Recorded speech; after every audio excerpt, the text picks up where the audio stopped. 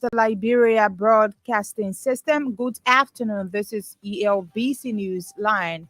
30 minutes of the most recent news from across Liberia and other parts of our one world. Today is Monday, the 3rd day of July 2023. My name is Zokwe Beslokonen, your presenter. In the headlines, President George Weah to hold talks with Israeli President Isaac Herzog and Prime Minister Benjamin Netanyahu on Tuesday, July 4. A Liberian economist, Samuel Jackson, attributes sharp rise in the exchange rate to inflationary pressure from external forces. Liberia is a star in terms of bringing the largest drop in inflation. The exchange rate, the Liberian dollar, is going up a little now because of inflationary pressures. Court sentences a 37-year-old man to 20 years imprisonment for killing his friend in Grand Bassa County. Away from home, Senegalese opposition leader Ousmane Sonko calls for protest against President Macky Sall seeking a third term. Also coming up is an ELBC commentary titled The Desperation for Power and Deception Within Liberia's Political Opposition Seeking to Hijack the Process Ahead of the Contest. These stories plus many more developments are all packaged in today's edition of the program ELBC News Line. We now go over to Emmanuel Colley for the Bulletin of News. President George Weah is expected to hold bilateral meetings with Israeli President Isaac Herzog and the country's Prime Minister on Tuesday, July 4. According to an executive mansion release, the discussions will focus on cementing ties, trade, cooperation on international affairs, peace, and security. President Weah left Liberia on Saturday on a 3-day working visit to Israel to further strengthen the already existing bilateral relationship between the two countries. The Liberian leader has been accompanied by Defense Minister Daniel Ziankan, Foreign Minister Dimasa Kimea, and House's Deputy House Speaker Funanti Kova, among others. The Minister of State for Presidential Affairs, Wisse Blamo, will steer the affairs of the country in close consultation with the office of the Vice President and via telephone the President. A Liberian economist, Samuel Jackson, has described the sharp rise in the exchange rate to what he termed as inflationary pressure from external forces. Mr. Jackson said prior to the recent sharp rise in the exchange rate, the government has already maintained inflation at least 8%.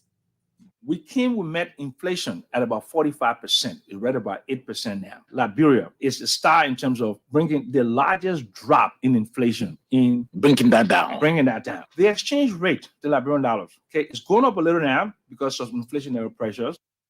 He, however, noted measures have been put in place by government economic management team to ensure the stability of the exchange rate. Meanwhile, Mr. Jackson has boasted of increased confidence in the country's banking sector and a huge demand for electronic transactions. He spoke as guest on the Super Morning Show on Monday. The 7th Judicial Circuit Court in Grand Bassa County has sentenced a 37-year-old man to 20 years in prison for killing his best friend in the county. Convict Moses Sayen was undergoing jury's trial for murdering his best friend UJ Watervin on April 10 this year. Convict Sayer and victim Watervin were said to be gambling in Gozon community when confusion arose among them. At the same time, the convict hit the victim with a red stick on his head, leading to the death of the man. According to our correspondent, the court brought down the ruling on defendant Sayen over the weekend, following the guilty verdict from jurors. The Two River Bridge separating Montserrado and Magibi counties has been blocked by the aggrieved workers of the Morris American Rubber Company in rural Montserrado County. According to our rural Montserrado County correspondent, the workers have also blocked the main routes leading to the company. The protest action is in demand of worker salaries and other benefits allegedly owed them by the company's management. As a result of the situation, our correspondent said there is a huge traffic congestion as vehicles are unable to move to and fro Kakata. On our indication now, the two roads have been blocked. No car going inside the Plymouth Belt, and also no car going in Kakata. That's why no car is going in Morovia. A correspondent also said the aggrieved workers have threatened to remove the roadblocks until their demands are met. They urged the government to intervene for a new management to take over the Morris American Rubber Company if their working condition must be improved. And police in Grand Caymount County are investigating a 15-year-old girl for poisoning her mate's 2 weeks old baby.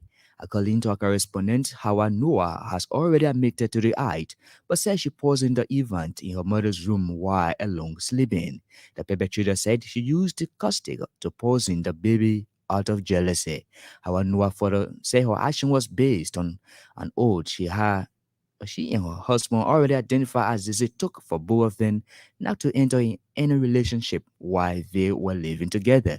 Meanwhile, the bully or the baby is on a critical condition at the GFK hospital in Singa, while the mother is appealing for financial assistance to underwrite the medical bills.